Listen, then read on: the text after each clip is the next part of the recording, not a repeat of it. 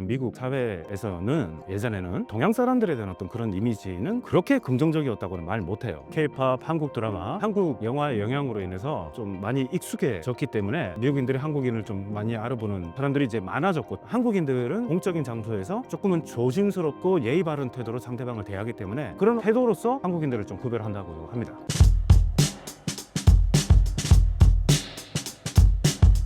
신사임당 구독자 여러분들, 다시 만나 뵙게 되어서 반갑습니다. 저는 미국학을 전공했고 컨텐츠로 풀어낸 알기 쉬운 미국 문화 책을 쓴 저자 김상조라고 합니다. 최근 비행기 안에서 한국인을 구별하는 법이 난리인데 한국인은 어떤 점이 다른가요?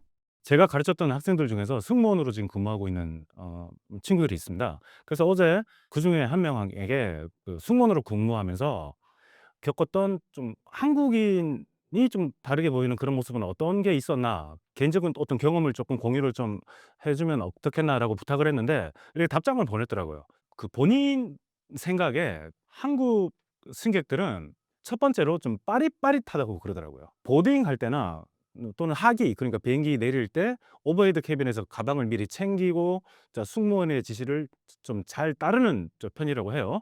그리고 기내식을 이렇게 승객들에게 줄 때도 한국 승객들은 특히나 이제 깔끔하게 정리해서 전달하는 그런 특징이 또 있다고 합니다. 자, 그래서 뭔가 승무원들이 좀 효율적인 서비스를 제공하기 좀 수월하게끔 도와주는 역할을 한국 승객들이 좀 많이 하는 것 같다라고 합니다. 그래서 또 이렇게 예를 들면은 기내식 서비스 시간이 이제 대폭 단축된다거나, 특히 이제 기내식을 나눠줄 때 어떤 한국 승객들은 옆 사람의 메뉴까지 다 취합을 해가지고 주문해서, 또는 빈 그릇을 한꺼번에 모아 가지고 전달하는 그런 배려가 조금 돋보인다라고 해요.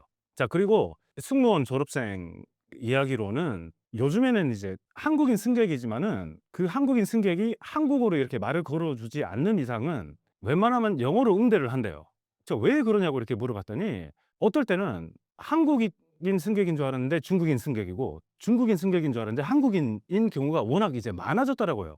이게 왜 많아졌을까라고 봤더니, 이제 한류 영향으로 인해 가지고 많은 중국인들이 뭔가 한국인다운 어떤 그런 스타일로 이렇게 변모를 많이 해 가기 때문에, 자, 그런 약간 한국인과 중국인 사이의 어떤 구별법들이 조금 희석되는, 자, 그런 측면도 이렇게 보인다라고 합니다. 또 한국 승객들이 어떤 그런 긍정적인 측면도 있지만은 약간의 어떤 표정상에 좀 오해가 생길 수 있는 그런 경우도 있다라고 이야기를 해요. 어떤 경우냐고 이렇게 물어봤더니, 한국 승객들이 이제 웰컴, 비행기 탑승을 이렇게 환영합니다, 이렇게 웰컴 온 보드라고 이야기하면 좀 땡큐라고 이렇게 이야기해 주는 분들이 많이 없대요. 이게 왜 그럴까 봤더니, 자, 우리는 굳이 땡큐라고 표현하지 않아도 되는 뭔가 암묵적인 어떤 고개를 끄덕이고 그 승무원을 이렇게 무시하고 가는 그런 경우가 아니었는데, 어떤 경우에서는 이제 한국인 승객들이 좀 무뚝뚝해 보이는, 가끔씩은 또한 화난 표정을 좀 갖고 있지 않나라고 오해하는 그런 경우도 좀 있다라고 합니다. 외국인들은 겉모습만 봐도 한국인임을 알아챈다고 하는데 이유가 무엇인가요? 네 가지 측면으로 볼 수가 있겠는데, 좀 피부 톤이죠. 같은 동양 사람이라도 한국인들은 좀 피부 관리를 워낙 참 잘한다는 그런 이미지가 또 있기도 하지만은, 우리가 좀 기초 파운데이션 같은 거를 좀 잘 하잖아요. 그래서 대체로 한국인들은 다른 동양 사람들에 비해서 좀 밝은 피부 톤을 가지고 있어 이를 통해서 좀 구별되는 경우도 있다라고 합니다. 자, 그리고 좀 요즘에는 이제 그 한류나 케이팝 문화 같은 것들이 워낙 선도를 하고 있으니까, 한국인들이 좀 패션 감각을 좀 잘 가지고 있는 그런 센스 있는 사람들이라고 생각을 하기 때문에, 다른 동양 사람들하고 다르게 색감이나 좀 디자인이 남다른 그런 옷차림으로 좀 식별된다라고 하는 사람들도 있습니다. 자, 그리고 또 헤어스타일도 있죠. 한국인들이 가지고 있는 헤어스타일은 중국 사람들과 일본 사람들하고 좀 다르다고 우리가 느끼잖아요. 왜 그런가 생각을 해 본다면은, 좀 한국 사람들만의 좀 센스 있는 짧은 머리나, 아니면은 뭔가 좀 젊은 모습을 좀 보여주는 그거죠. 뱅 헤어컷이라고 하잖아요. 자, 그런 헤어컷들을 좀 가지고 있는 사람들이 많이 있어서, 자, 그런 식으로 한국 사람들을 좀 구별한다라고도 하고, 자, 그리고 자세와 태도 있죠. 자, 한국인들은 약간 좀 다른 사람들, 특히나 이제 공적인 장소에서 타인들을 만날 때 조금은 조심스럽고 예의 바른 태도로 상대방을 대하기 때문에, 자, 그런 어떤 태도로서 한국인들을 좀 구별한다고 합니다. 자, 왜냐하면은 우리가 인사를 할 때 있잖아요. 특히나 이제 연장자에게 이제 인사를 할 때 그 중국인, 한국인, 일본인들을 이제 그런 태도로 이렇게 구별을 할 수 있다고 하는데, 우리가 누군가를 만났을 때 우리는 허리 숙여서 인사를 하잖아요. 물론 일본도 한국도 중국도 막 악수를 하는 그런 보편적인 문화지만은 좀 허리 숙여서 하는 그런 문화가 있는데, 자 그 허리 숙임의 어떤 정도로서 한국, 중국, 일본인을 구별할 수 있다라고 해요. 왜냐하면은 한국 사람들은 허리 숙여서 인사를 할 때 한 10 도에서 15도 정도 고개를 쪼끔 숙여서 인사를 하죠. 근데 일본 사람들은 쪼끔 그거보다는 좀 각도를 좀 낮춰서 허리 숙여서 인사를 하는 편이 있고, 다만 중국 사람들은 허리 숙여서 인사를 안 합니다. 그래서 학교에서도 일본 학생들을 지나가다가 가르치는 학생들을 만나면 뭐 "안녕하십니까."라고 허리를 숙이는데, 중국 학생들은 손을 흔들어요. 왜냐하면은 허리 숙여서 인사하는 그런 문화가 없기 때문에. 그래서 이제 이런 좀 차이점들로 한국 사람들을 좀 구별할 수 있는 게 가능하다라고도 말하기도 합니다. 미국인들이 한국인을 알아보는 경우가 많아진 이유가 무엇이라고 보시나요?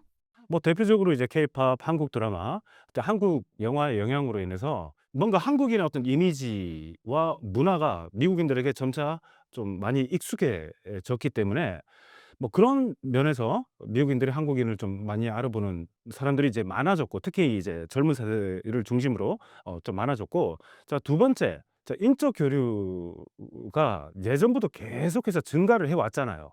특히나 자 한국 전쟁, 자 6.25 전쟁 이후에 미군들이 지금까지 꾸준하게 뭐 25,000명, 3만 명 가까이 한국에서 이제 주둔을 해 왔는데, 한국에서 파견 나와서 미국으로 갔던 그런 수많은 수십만 명의 어떤 미군들, 자 그리고 그분들과 자 국제 결혼을 통해서 이제 미국으로 정착해서 갔던 또 수십만 명의 한국인 자 분들을 통해서 생각보다 많은 미국인들이 자 한국인과 한국 문화에 대해서 좀 친숙하게 생각하고 있던 분들이 많이 계셨어요. 자 거기다가 그 위에 덧붙여 가지고 이제 케이팝 한류 문화가 상당히 큰 영향을 많이 끼쳐 가지고 이제 미국인들이 한국인을 조금 많이 알아보기 시작했고, 자 그 덕분인지 이제 브랜드도, 예전에는 이제 삼성이 일본 브랜드라고 생각했던 사람들도 많았잖아요, 미국에서. 자 그리고 뭐 현대자동차 같은 경우에도 처음에는 일본 브랜드인 줄 알았다가 나중에는 알고 보니까 품질이 조금 문제가 있으니까 '한국 브랜드였구나.'라고 오해는 하는 사람도 있었지만은, 삼성도 그렇고 현대 뭐 기아 자동차도 마찬가지고, 뭐 80 년대 90 년대 그리고 2000 년대 초반까지 겪었던 미국인들이 좀 잘 몰랐던 어떤 그런 브랜드였다는 그런 이미지가 지금은 저렴하지만은 상당히 퀄리티 있는 제품들을 생산해내는 자 그런 기업들이구나. 그리고 글로벌한 기업들이라고 생각하는 사람들이 많이 있기 때문에, 이런 기업들은 일본 기업이 아니고 이제 한국 기업이라고 생각하는 사람들이 이제 점점 많아졌다는 거죠. 자 그리고 또한 어떤 미디어를 통한 그런 어떤 경험의 축적들이 한국인에 대한 어떤 친숙함들이 뭐 증가하고 강화되었다는 자 그런 것으로 설명이 가능하겠습니다. 최근 미국에서 한국인인 척하는 동양인이 늘어났다고 하는데 왜 그런가요? 자 한국인인 척이라는 게, 아니 당신은 뭐가 아니면서 그런 한국인의 어떤 정체성을 약간은 가리기 위해서 뭔가 척한다라고 이렇게 생각할 수 있겠지만은, 전통적으로 백인 중심의 어떤 미국 사회에서는 특히나 이제 동양 사람들에 대한 어떤 그런 이미지는 그렇게 긍정적이었다고는 말 못해요. 예전에는 특히나 예전에 황화론이라는 게 있었습니다. 그래서 옐로우 퍼레일이라고 하는데, 우리 예전에 어떤 유럽의 열강들이 아프리카를 식민지화시키면서 아프리카에 살고 있는 사람들을 블랙 피플이라고 했잖아요. 그러면 동양에 살고 있는 사람들은 어떤 색깔로 이렇게 씌웠냐면 옐로우, 이제 황인이라고 이제 그 색깔을 씌웠어요. 자 그러면서 이제 특히나 이제 미국에서 19세기 말에 그 황화론, 그래서 황인종들, 특히 아시아 사람들이 백인들이 건설한 미국이라는 사회에 뭔가 크나큰 어떤 위험을 끼치는 그런 존재가 될 거야라고 하는 그런 위기론도 상당히 많이 있었습니다. 그때부터 시작된 뭔가 동양 사람들, 특히 이제 중국인들에 대한 어떤 좀 그런 선입관들, 그리고 2차 대전 이후에 태평양 전쟁 때 일본이 적국이었잖아요. 그래서 많은 미국인들이 일본 때문에 이렇게 희생당한 사람들, 그리고 그 사람들의 어떤 친척들, 가족들, 사람들이 많이 있었기 때문에 동양 사람들에 대한 그런 이미지는 그렇게 긍정적이진 못했어요. 그러다가 나중에는 이제 동양 사람들이 근면성시를 통해서 그들만의 어떤 아메리칸 드림, 미국적인 어떤 꿈을 이루었다라고 하는, 그래서 나중에는 이제 동양 사람들의 어떤 긍정적인 이미지로서 모델이 되는 어떤 소수자들, 그 모델 마이너리티라고 하는데, 또 그 정도 이미지가 있었습니다. 자 그러다가 이제는 미국 사회의 어떤 문화에까지 아주 임팩트를 주고 긍정적인 영향을 이렇게 끼쳐줄 수 있는 그 문화가 이제 케이팝 또는 이제 한류 문화가 되었다는 거죠. 자, 그래서 내가 한류 문화를 공유하는 사람이고 내가 한국인인 사람이라고 뭐 상대방에게 아니면 밖에 나와서 이렇게 내세우게 된다면은 이게 나에게 어떤 긍정적인 어떤 이미지도 함께 줄 수 있다는 그런 생각들을 하는 사람들이 이제 점점 많아졌다는 거겠죠. 한국 사람들이 외국에서도 일을 잘한다고 인정받는 이유가 무엇인가요? 대표적으로는 이제 근면 성실하고 책임감이 이제 강하다라고 하잖아요. 그래서 우리 한국 사람들은 목표 달성을 위해서 긴 시간과 이게 그렇게 이렇게 좋다라고는 말을 할 수 없겠지만 이건 진짜 뿌리 깊은 우리만의 좀 문화잖아요. 그래서 목표 달성을 위해서는 긴 시간과 높은 노력을 투입하는 것은 뭔가 좀 당연하게 여기는 그런 문화가 있었잖아요. 그래서 그런 어떤 근면하고 성실함, 자, 그리고 어떤 신속함과 어떤 효율성을 중시하는 그런 문화가 있잖아요. 그래서 어떻게 생각하면은 저 빨리빨리 문화가 뭐 그렇게 긍정적일 수는 없겠지만 100% 근데 이게 좀 뭔가 긍정과 함께 어떤 역할로서 구현이 된다면은 신속함과 효율성의 어떤 결과물을 만들어낼 수 있을 거고, 자, 그리고 한국인들은 뭔가 좀 완성도 있는, 자, 일을 끝내는 것을 넘어서서 완성도, 속도, 그리고 결과물의 질까지 이렇게 모두 고려한다는, 자, 그런 이미지가 있겠죠. 그래서 한국인들은 좀 일을 잘한다는 좀 이미지가 있다라고 저는 생각을 합니다.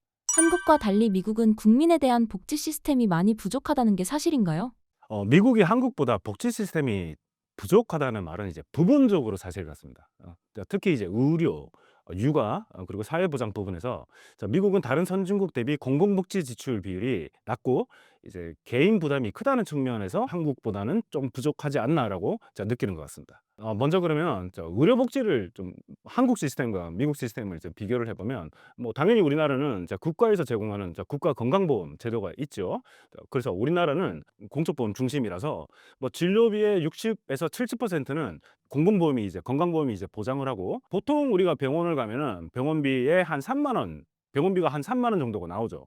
그리고 얼마 전에 저희 어머니도 이제 MRI 촬영을 하셨는데 우리나라 MRI 비용은 한 10만 원에서 한 20만 원 정도 수준입니다. 그래서 우리나라는 자, 의료 접근성이 상당히 높고 자, 건강보험 이제 보장률이 거의 98% 이상을 자, 유지를 합니다. 자, 반면에 전 세계 이제 OECD 국가 중에서 유일하게 자, 보편적 의료 시스템을 제공하지 않는 나라가 자, 미국입니다. 자, 그래서 미국은 자, 민간 보험 중심이라서 뭐 개인 보험 중심이고, 그리고 회사 개인 단위로 이렇게 보험을 뭐 제공하고 그걸 통해서 개인이 보험 혜택을 이렇게 받는 그런 시스템으로 자, 돼 있는데, 이제 문제가 뭐냐, 미국에서는 자, 보험이 없으면 자, 진료비 전액을 이렇게 부담을 해야 되잖아요. 예를 들면 미국 전체 인구가 이제 3억 5천만 명 정도로 본다면은 한 8% 되는 정도 되는 인구가 지금 보험이 없는 상태로 살고 있습니다. 그럼 이 사람들도 살다 보면 아플 때가 있을 거 아니야. 아니면 이 사람들의 가족들 중에서 뭔가 진료가 필요한 사람들이 있고 MRI 뭐 스캔을 해야 되는 경우도 자, 있을 건데, 이 보험이 없는 사람들이 병원에 가가지고 자, MRI 스캔을 하면 우리나라는 아까 10만 원, 20만 원 정도가 나온다고 했죠. 근데 미국은 뭐 그 상황에 MRI 뭐 스캔을 한번 받으면 기본적으로 1,000달러에서 한 3천, 4,000달러 정도가 나와요. 그럼 우리 돈으로 환산을 하면 140만 원에서 거의 500만 원 정도까지가 한 번 MRI를 스캔하는데 그 돈이 지출이 된다는 거죠.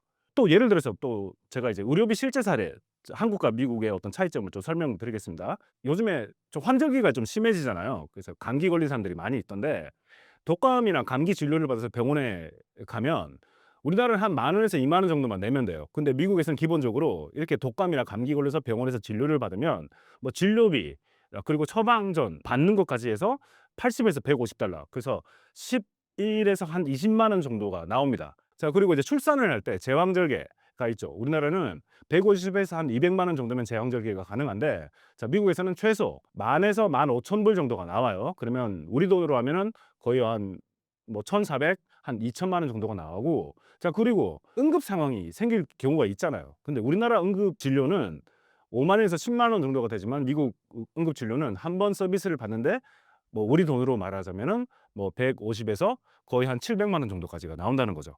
자, 그래서 미국과 우리나라가 이런 점에서 좀 많이 다르고, 복지 차원에서 이렇게 말씀을 들으면 우리는 이제 법으로 보장된 뭐 출산휴가, 자, 육아휴직, 자, 아동수당들을 받을 수 있지만, 자, 미국은 자, 그렇게 뭐 예외적으로 몇 개 주, 캘리포니아 주 같은데 예외적으로 있지, 연방 법으로 이렇게 보장된 그런 복지 혜택은 우리보다 상당히 좀 많이 떨어진다라고 볼 수가 있겠습니다. 그래서 미국은 복지 지출 절대액은 많지만 개인 부담이 아주 크고 공공이 책임지는 복지는 OECD 평균보다 상당히 낮은 편입니다. 한국과 미국의 의료 시스템 차이점은 무엇인가요?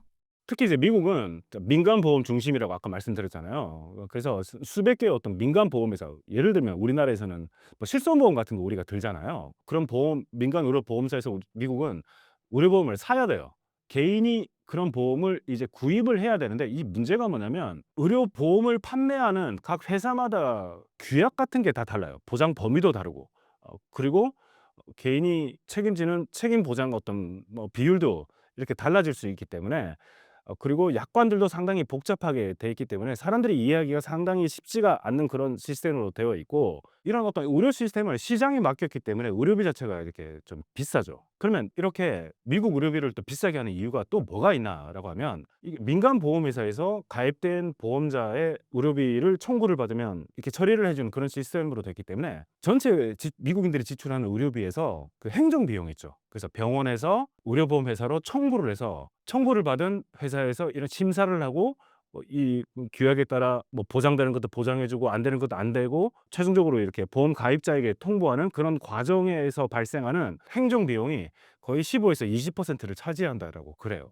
자, 그리고 우리나라는 그 수가라고 하죠. 의료 수가. 우리 수가는 이제 정부에서 통제를 하기 때문에 그렇게 과도하게 이렇게 큰 의료비를 지출해야 되는 그런 위험은 덜하지만은, 자, 미국은 특히 이제 약값 같은 거 있죠. 약값은 정부에서 규제를 안 해요. 그러면 약값은 누가 결정을 하느냐? 그 약을 개발한 출시해서 판매하는 제약 회사들에서 결정을 할 수가 있습니다. 그래서 같은 약이라도 미국에서 구매하는 약들이 상당히 좀 비쌀 수밖에 없습니다. 그래서 그런 시스템적으로도 좀 차이가 있고, 자, 그리고 어떤 접근성에서도 차이가 있겠죠. 우리는 아프면 집 밖에 나가면 그 주위에 어떤 건물마다 병원들이 상당히 많이 있잖아요. 그래서 굳이 미리 뭐 예약을 안 하더라도 내가 만나고 싶은 의사 선생님 만나서 치료받을 수 있는 그런 시스템이 아주 간단하고 쉽게 잘 돼 있는데, 자, 미국은 미리 예약을 하고, 특히 이제 전문의를 만나려고 하면 예약을 해야 되고, 그리고 만날 수 있는 시기가 뭐 한 2 주, 3 주, 4주 뒤, 그리고 몇 달을 기다려야 되는 그런 경우들도 있다는 거죠. 자, 그런 시스템적인 차이점들을 자 우리가 생각해 볼 수 있겠습니다. 한국인의 교육 수준과 사업 역량이 미국 사회에서 인정받는 이유는 무엇인가요? 자, 우리나라는 OECD 국가 중에서 그 대졸 비율이 있죠. 대졸 비율이 거의 70%로 아주 매우 높습니다. 자, 그리고 우리가 또 STEM이라고 하죠. 기초수리, 공학 역량을 가진 인력들을 우리나라는 상당히 많이 배치를 하고 있는 편입니다. 그런 STEM 인력들이 지금 현재 미국에서 필요한 어떤 IT, 그런 소프트웨어 같은 거를 뭐 주도하는 구글, 메타, 엔비디아 같은 회사들의 한국 인력들이 고용이 돼서 지금 일을 하고 있죠. 특히 이제 실리콘밸리를 생각을 한다면은 뭐 AI 반도체, 뭐 소프트웨어 분야에서 많은 한국인들이 핵심 인력으로 지금 활약을 하고 있습니다. 자, 그리고 또한 기술 기반 창업, 뭐 비즈니스 확장 같은 그런 능력들도 한국인들 많이 가지고 있다라고 하는데, 자, 예를 들면은 K뷰티 브랜드 같은 뭐 글로우 레시피나 뭐 데나이 매튜 같은 한국 스킨케어 과학과 관련된 뭐 세련된 마케팅을 결합해 미국 주요 뷰티 유통망에 이런 회사들이 진출을 해 있고, 아니면 뭐 테크 스타트업 같은 뭐 샌드버드, 뭐 쿠팡 US 같은 회사들이 한국 개발자가 주도해서 미국에서 투자를 받아서 활약을 하고 있는 그런 이제 상황입니다. 한국과 미국을 비교했을 때 화재 등 재난 대응 시스템은 어떤 차이가 있나요? 화재 재난 대응이 그 지역별로 발생하는 재난들이 틀리잖아요. 그래서 미국은 서부의 캘리포니아 쪽에서는 이제 불이 많이 나고 산불이 많이 나고, 특히 남부 지역에서는 허리케인, 그리고 저는 이제 미국 중부에 살았는데, 미국 지도를 딱 중간으로 접으면은 중간에 있는 딱 그 주가 캔자스 주입니다. 제가 살았던 캔자스 주에는 1 년에 거의 100번 이상 토네이도가 붑니다. 그래서 그 재난 대응 어떤 방식들, 상황에 대한 어떤 대처가 지역별로 상당히 좀 다르다는 거. 그래서 거기에 대응하는 시스템들이 잘 갖추어져 있다라고 하지만은, 그런데 한번 발생하면 어마어마한 큰 어떤 그 나라가 좀 커서 그런지 피해 규모도 어마어마하고, 그거를 대응해서 처리를 할 수 있는 그런 인력들도 준비는 돼 있다고 하지만은 재난의 어떤 규모 때문에 상당히 고생을 하는 경우들이 미국은 좀 많이 있죠. 그래서 우리나라보다도 좀 잘 사는 그런 시스템이 잘 갖추어진 나라이기 때문에 그런 재난 대응 상황 준비들이 보다 또 좀 잘 돼 있지라고 생각을 할 수도 있겠지만은, 또 한편으로는 그런 면에서 어떻게 보면 '우리나라가 조금 미국보다는 그게 낫지 않나?' 라고 저는 개인적으로 조금 생각을 할 때도 있습니다. 그래서 왜냐하면은 우리나라가 이번에 얼마 전에 우리나라는 강릉에 이제 가뭄 때문에 물이 부족하다고 하니까 뭐 정부에서 뭐 수십 대 수백 대의 어떤 소방차를 보내서라도 식수를 공급을 해 주잖아요. 근데 미국은 그렇게 신속하게 이렇게 대응할 수 있는 그런 시스템이 조금 덜 돼 있어 가지고 올 초에 이제 캘리포니아에서 엄청난 이제 화재가 났을 때 인력이 부족하니까 캐나다, 멕시코에서 뭐 소방관들이 출동해서 함께 협력하는 그런 경우들도 좀 있었죠. 한국에 대한 미국의 관심과 한국인에 대한 이미지는 어떤가요? 저는 이제 2000년대 초반에 미국에서 살았었는데 그때에 비하면 한국에 대한 이미지들이나 이제 관심들이 많아졌죠. 그래서 2000년대 초반까지만 해도 뭐 한국에서 왔다 이러면은 일본보다는 조금 뭐 덜한 그런 이미지? 그 당시 2000년대 초반에 어떤 미국인들은 뭐 아시아 국가들 이러면은 일본에 대한 관심들을 가지고 있는 사람들이 많이 있었죠. 특히나 이제 일본 문화에 대한 관심을 뭐 예를 들어서 뭐 일본 애니메이션, 그때 뭐 미국 전 세계를 주도했던 뭐 일본의 전자제품들, 자동차들. 그래서 여러 면으로 뭐 메이드 인 저팬이라면은 세계 최고의 어떤 퀄리티, 좋은 것이야라는 그런 관심을 둔 사람들이 많이 있었는데, 자 이게 2010년대를 넘어서면서 보다 더 많은 미국인들이 한류를 접하게 되고 한국 문화에 대한 관심들을 가진 사람들이 좀 더 많아지기 시작하더라고요. 자 그때가 언젠가 봤더니 제가 느끼기에는 한국 드라마, 영화 그리고 케이팝, 예를 들어서 그 올드보이가 제일 결정적이었던 것 같아요. 그래서 한국 영화가 이렇게 미국 할리우드 영화만큼이나 뭔가 재미있고 스릴 있고 뭔가 색다른 어떤 느낌을 줄 수 있는 거구나라고 임팩트를 줬던 게 저는 그 영화였다고 생각을 하거든요. 자 그 뒤에 뭐 나왔던 여러 가지 영화들, 나중에 봉준호 감독의 뭐 기생충까지 해서 2010년대 중반 말까지부터 시작해서 자 그때부터 많은 미국인들이 뭐 한국 문화에 대해서 관심을 가졌고, 그다음에 한국 기업들의 어떤 기술 경쟁력들도 많이 좋아졌어요. 그래서 뭐 IT 하면 IT, 반도체면 반도체, 모바일 같은 거 뭐 삼성 제품 해서 뭔가 한국 하면은 앞서가는 나라로 인식되면서 산업적 관심도 이렇게 많이 뭐 커졌습니다. 또 한편으로는 뭐 한국은 뭐 전통적으로 미국과 전략적 관계를 가지고 있는 뭐 그런 동맹 국가이죠. 그래서 뭐 전략적 파트너라고 생각하는 사람도 있고 뭐 그런 관심도 커졌지만은, 다만 지금 모든 미국 사람들이 다 한국에 대해서 관심 가진 건 아니겠죠. 근데 그 관심의 정도가 예전에 비해서는 상당히 많이 좀 시간이 지나면 지날수록 높아졌다는 거는 확실한 것 같습니다. 한국과 미국의 문화적 차이는 어떤 것들이 있나요? 뭐 대표적으로 생각해 볼 수 있는 게, 우리는 항상 우리라고 하잖아요. 우리 한국 사람들, 우리 가족, 우리라는 표현을 쓰지만은 자 미국은 영어로 I 또는 my라고 하죠. 그래서 우리 가족, 우리는 우리 가족을 우리 가족이라고 하지만은 미국인들은 my family라고 하듯이 우리나라가 뭔가 뭐 집단과의 관계나 조화를 이렇게 추구하는 공동체주의 어떤 그런 문화라면은 자 미국은 개인주의 문화라는 거예요. 그러면 개인주의란 게 무엇인가? 이거는 이기주의라고 하고는 좀 틀린 겁니다.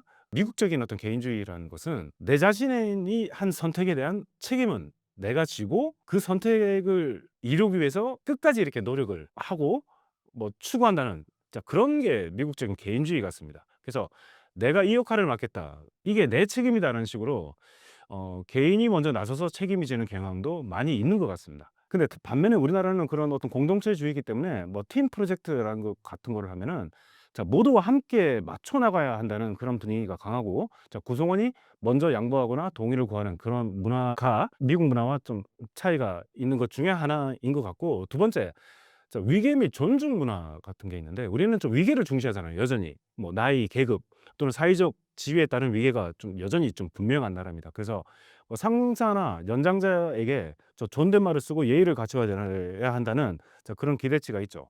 하지만 영어는 그 언어 자체에 뭐 존대와 비존대를 나누는 그런 언어 표현의 어떤 방식들이 없어요. 그래서 왜냐하면 그 언어적으로도 그렇지만은 문화 자체도 어떤 수평적 문화입니다. 그래서 직급이 높더라도 회의에서 자유롭게 의견을 내는 분위기가 있고 뭐 간결하고 직접적인 어떤 소통이 아주 흔한 그런 문화라고 볼 수가 있죠. 자 세 번째로는 뭔가 소통 방식과 어떤 시간 개념의 차이가 좀 있다라고 또 생각해 볼 수 있겠는데, 한국 같은 경우에는 뭔가 갈등을 피하고 좀 조화를 좀 유지하려고 하는 문화가 강해서 표현이 조금 우리는 좀 간접적일 수가 있어요. 뭔가 남한테 좀 상처나 피해를 좀 덜 주기 위해서 간접적인 표현 방식을 많이 쓴다면은 미국은 좀 뭔가 좀 직접적인 어떤 커뮤니케이션을 좀 선호하는 편이 있는 것 같습니다. 그래서 문제가 있으면 바로 얘기하고 생각을 분명히 표현해서 오해의 폭이 좀 줄어들 수가 있는데, 미국 사람들 입장에서 한국 사람과 의사소통을 할 때 '아 좀 생각을 좀 해 볼게.' 아니면은 '나 다음 약속 시간에 조금 늦을 수도 있을 것 같아.' 아예 뭐 '늦을 거야.'가 아니고 뭔가 간접적인 표현 방식을 쓸 때의 어떤 의사소통에 좀 오해가 생길 수도 있지 않을까라고 하는 그런 차이도 생각해 볼 수 있을 것 같고, 그리고 우리도 뭐 마찬가지겠지만은 미국은 어떤 엄격한 시간이 있죠. 그래서 미국에서는 시간 음수가 아주 중요한 문화입니다. 그래서 약속 시간에 늦지 않는 것이 뭐 존중의 표시로 여겨지기 때문에 미국 사람들과 만날 어떤 그런 기회가 생기신다면은 좀 유념하시면 아주 좋을 것 같습니다.